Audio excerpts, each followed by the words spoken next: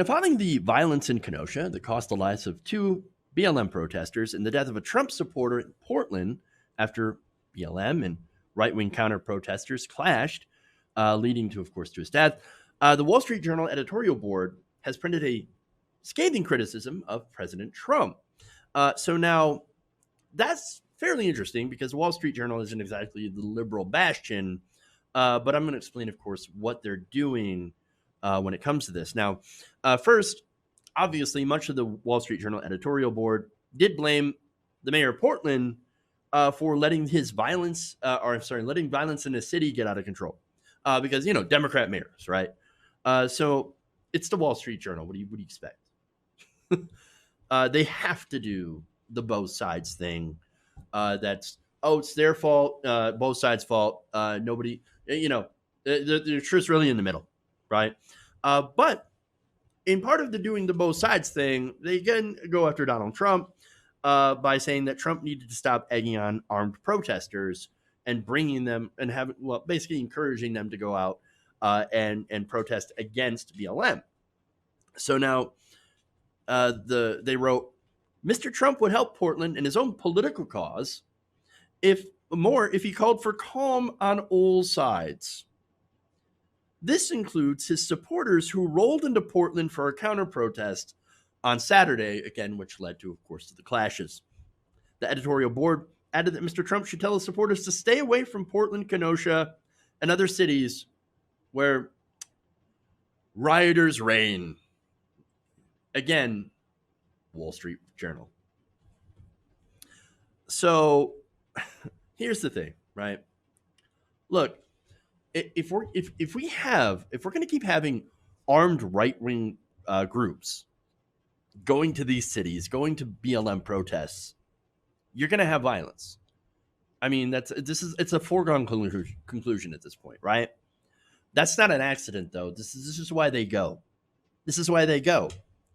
The right wing protesters, look, they either want to go kill members of BLM or to become martyrs themselves. Look, the only reason to openly bring a gun to a protest is that you hope you can use it. Like, you can't wait to use it. All right. Now, look, that's different than having concealed carry, right? Which for most cases, I believe that that's personal protection, right? So personal defense. You're not out there displaying a weapon openly. All right. Which again is confrontation. Okay. Open carrying in a time of incredibly high emotion and tension is just asking for that confrontation. And yes, we've had some. That's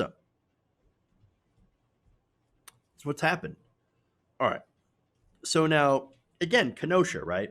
So you had Kyle Rittenhouse. Kyle Rittenhouse is, of course, a 17-year-old domestic terrorist that was charged with the murder of two protesters. He went there. He broke several laws in order to go there to protect property that didn't belong to him. Look, in a lot of states, speaking just legally, right? You cannot legally shoot and kill someone attempting to steal property.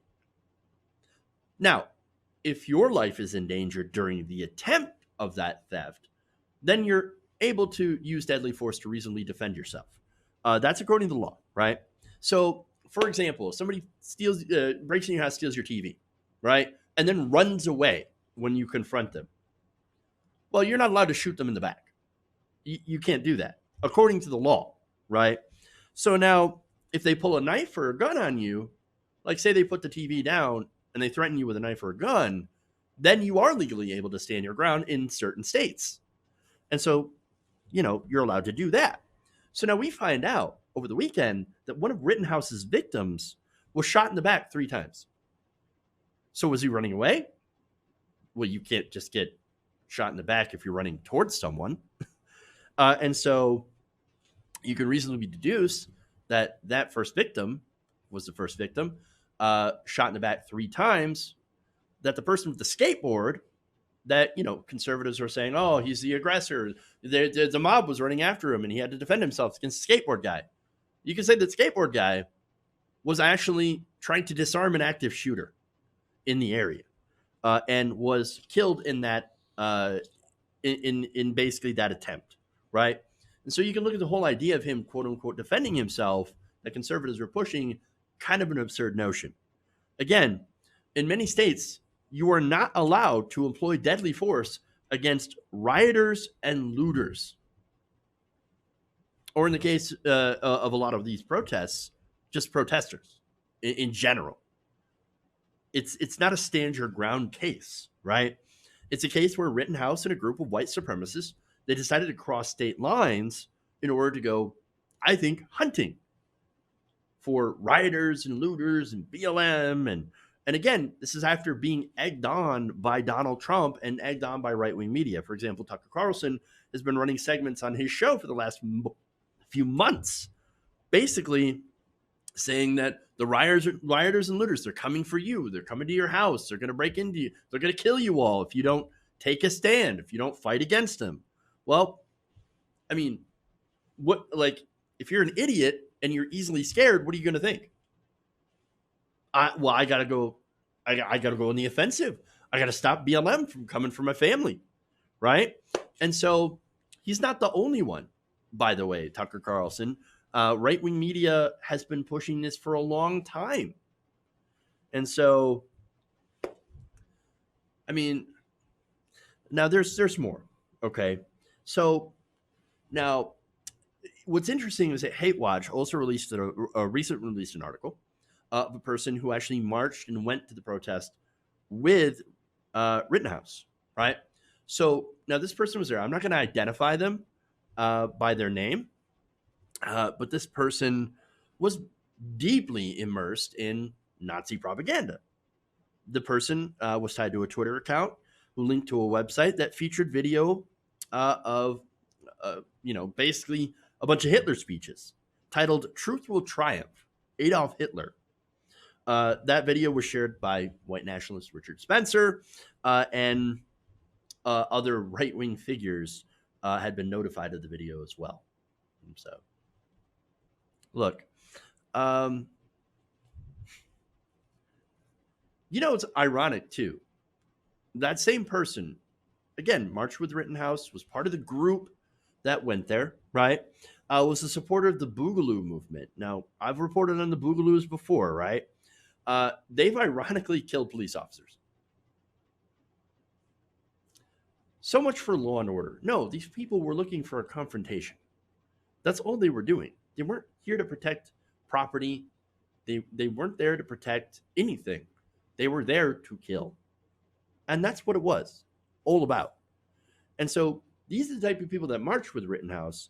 And so, just like Rittenhouse, were deeply radicalized by the right wing.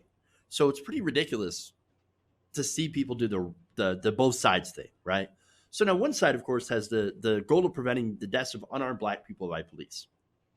And so, yeah, maybe they do it in a way that's unpalatable for you by doing property destruction, right?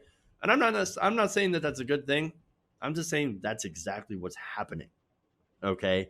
Now the other side grabs their guns and goes hunting. And that's what it is. These two sides are not equal. Even if there is property destruction or vandalism or theft, that's not the same. That's not equal to killing people. And by the way, theft of property is not a moral or legal justification for the murder of other people. I mean, the law is pretty clear on this, right? Only when there's a significant threat to yourself are you able to use deadly force, so long as you're not the aggressor. If you're committing a crime or in the process of committing a crime and someone comes at you with a skateboard to try to stop you from committing said crime, well, you're not justified, according to the law, in defending yourself with deadly force. Kyle Rittenhouse was in the middle of committing several crimes at the same time and had committed several crimes. And yet the police in Kenosha ignored him completely. Why? Because, well, police in Kenosha, they actually don't really, they don't really enforce the law. Their whole purpose is to protect property. And that's really it. That's what it comes down to. Okay. But as I said before, the two sides are not equal. And the president and the right wing are egging more people to come in and to shoot protesters. I mean, the cops are letting it happen because they want to. Okay. So, one more thing to point out here. Why is the Wall Street Journal doing this both sides thing? Okay. Well, it's because they want to appear maybe this is a good neutral party, right? Hey, we care about everybody. We don't like the things on both sides. I mean, it's mainly the Democrats' fault because it's a Democratic city, but naughty Trump for egging them on, right? Why can't we just get along both sides? Everything's equal. And now Joe Biden is even saying both sides, both sides. But and this is what frustrates me greatly. And unfortunately, this is how our media does things, right? So they talk and focus more on the looting as opposed to what led to it, right? The situation, and of course, it's the taking of black lives by police, and these are normally unarmed, usually unarmed black people, and so who knows? Maybe if we actually started framing it as looting black communities, they might actually listen. I mean, oh, and one more thing, right? Before I forget, uh, this could be one way to reinforce the conservative anti-Trump narrative as Trump not being like other conservatives. Despite, of course, a lot of conservatives loving Donald Trump. He's got an over 80%, probably about back up to 90% approval rating when it comes to the Republican Party. Maybe it's one of those things where it's like, Trump doesn't actually represent us, even though we agree with just about everything that he says and does, but he's too loud, and so we're going to denounce it now, so that we can continue to get people into power once Donald Trump is out of it, out of power, and we'll still have people there who believe the same things and push the same kind of policies. So, look, I don't know, maybe. So just keep that in mind, by the way. The next time you hear somebody conflate the protests with riots and looting, which it's not, and the right wing response being armed militias converging on these areas with the tacit approval of local law enforcement.